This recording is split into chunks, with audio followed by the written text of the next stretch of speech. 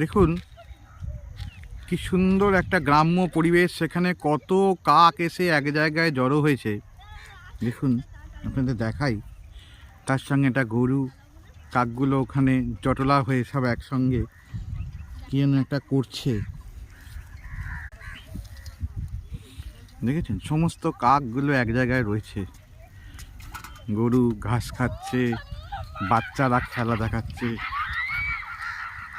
দেখুন কাকগুলো উড়ে চলেছে গ্রামের পথ ধরে, বাচ্চারা সেখানে খেলা দেখাচ্ছে,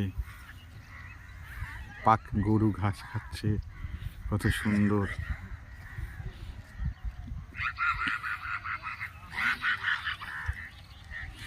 দেখেছেন?